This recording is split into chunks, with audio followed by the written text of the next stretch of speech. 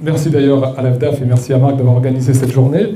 Et je remercie aussi tous les intervenants avant, parce que c'est très très nourrissant de vous entendre, et ça permet aussi vraiment de compléter sa réflexion.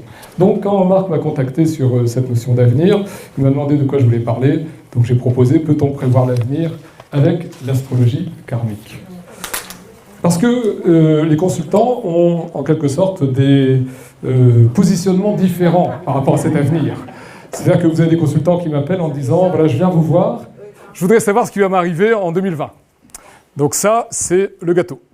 Et vous avez des gens qui viennent me voir en disant « Surtout, ne me dites pas ce qui va m'arriver. » Et j'ai eu aussi une dame qui m'a dit « Je viens vous voir, mais ne me dites pas que je vais quitter mon mari dans 6 mois. »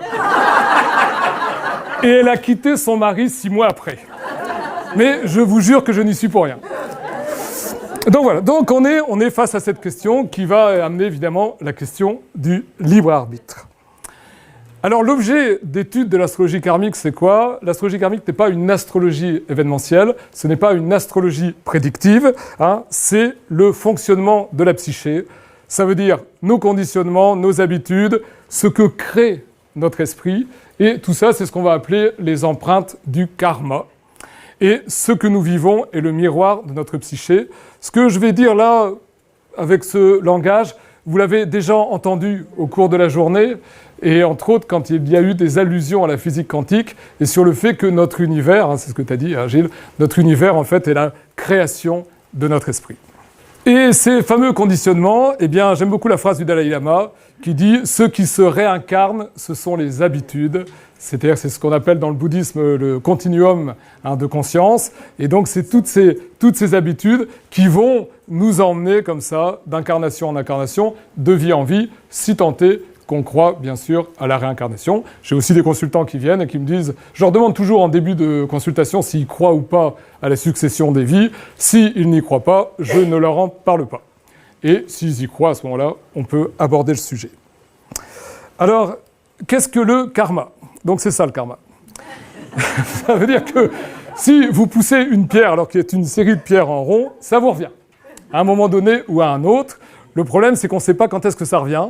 Alors, ça peut revenir dans cette existence ou ça peut revenir dans une existence ultérieure. Quoi qu'il en soit, karma, ça veut dire action en sanskrit. Ça veut dire que tout ce que l'on pose comme parole, pensée, acte, aura une conséquence. Et cette conséquence va nous revenir. Ce n'est pas une punition.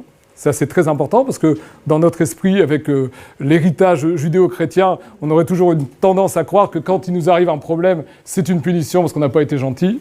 Hein. C'est beaucoup plus complexe que ça, bien évidemment. Donc c'est la loi, en fait, de cause à effet. Ce qui veut dire que quand on travaille un thème, eh bien, c'est magnifique. Le thème, c'est d'abord le miroir de notre passé.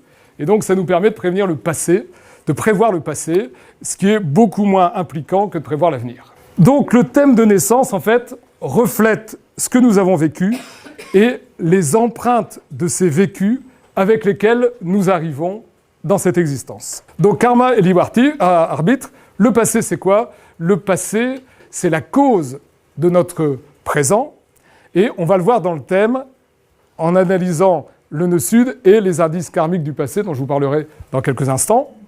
Et notre libre arbitre, c'est dans la manière dont nous réagissons aux événements. Et la manière dont nous réagissons aux événements sera la cause de notre futur. Et vous avez déjà compris que nous avons donc une marge de liberté. Donc, qui parle des empreintes karmiques dans notre thème? Voilà, je vous ai fait une liste. On a bien sûr l'axe des nœuds lunaires, c'est la colonne vertébrale de l'interprétation d'un thème en astrologie karmique. C'est un petit peu différent d'autres formes d'astrologie, c'est-à-dire qu'on ne va pas commencer en étudiant le soleil, la lune, l'ascendant. C'est pas ça, on ne commence pas comme ça dans une consultation d'astrologie karmique, on commence par l'axe des nœuds lunaires. Ensuite, les régents karmiques du nœud sud, voilà, c'est le maître symbolique du signe et c'est le maître analogique de la maison. Les planètes en aspect à l'axe des nœuds lunaires et au régent karmique du nœud sud, tout ça, ça nous parle du passé. Et puis ensuite, on va parler de la lune noire, très important. La lune noire, mémoire de traumatisme dans des vies antérieures, qui marque des sentiments de manque, de frustration.